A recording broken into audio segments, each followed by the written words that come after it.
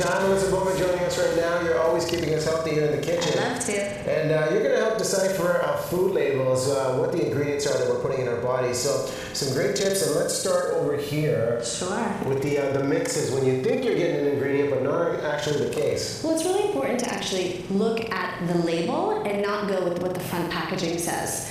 So if you wanted to see this, it's blueberry muffins. You're going to make blueberry muffins. So if you could just read some of the ingredients. We're hoping there's some blueberries in there. Okay. What is the first ingredient? Okay, we got wheat flour, brown sugar, soybean oil, blueberry flavored nuggets. Blueberry flavored nuggets? Okay, what exactly is blueberry flavored nugget? I never heard of that. And there's like a paragraph of ingredients on here too. Right, okay. That's scary in itself. So is there any blueberries in there? See, now that would be the question. I would assume if I'm seeing a blueberry muffin mix, there would be blueberries in there. You're looking at that label and you're like, I can't even pronounce half those words. Another thing to remember is if you can't pronounce some of the things that are in the label, put it down. Okay.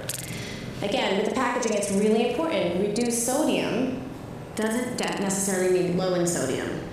Low sugar doesn't mean no calories. And low in fat, and this is a big one, doesn't mean healthier because some of the fats are the good fats that we need.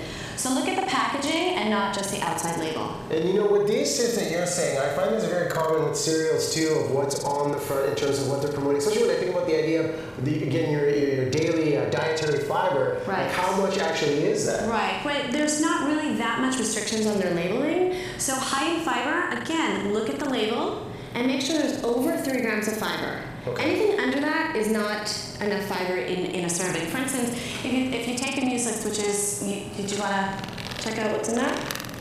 Okay, so these ones are organic rolled oat flakes. So I know what that is. Organic barley flakes. Know what that is. Organic Thompson raisins. I can visualize that. Organic sunflower seeds, sesame seeds. And what about the fiber intake on there? So fiber on this is 6 grams per serving. Wow, that's an amazingly healthy way to start your day. Yeah. And the fiber here? We go 1 gram per serving. 1 gram of fiber. So, you know, that's one thing to look at. And with some of these ingredients and not even understanding what they are, the question I was asking you before is how do they regulate this sort of thing? So if I'm looking at a basic cereal box and they're saying some sort of hydrochloride, BHT, which I have no idea what that is. BHT is an absolute no-no. Okay, this causes cancer. So anything that has BHT, and it's a preservative, it's to keep the freshness in the packaging and also the freshness in the oils that are in the cornflakes. Absolutely no. Put it down. Ditch it. Don't go near that. Because they're such small servings to get away with it, but if you're eating it 5-6 times a week. Again, and you'll get that in some of the unhealthier peanut butters. There's hydrogenated fats in them where where you're allowed, the label laws, you're allowed to, if anything is under 0.5 grams of hydrogenated fat, it can say on the label as you look at this peanut butter, trans fat free. However, if you're having 2, 3, 4, 5 servings of this, you know, throughout the week, you're getting way too much trans fats because they are allowed to put at least 0.5 grams of hydrogenated fat in there. And hydrogenated fat is an absolute no-no. This is what clogs the arteries. As we talk about hydrogenated fat, I wanted you to read the label of this microwave popcorn. Everybody loves their popcorn. Everybody loves their popcorn. Okay, so for the bagged popcorn hydrogenated. You can't even pronounce it. See, I mean, look at these labels and what's going on. Okay. Soybean oil in here. Right. Salt, natural, and artificial flavors.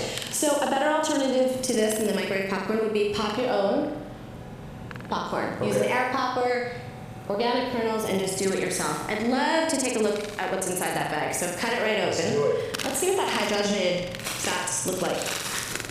Okay, just gonna pop that open right there. Oh, are you kidding?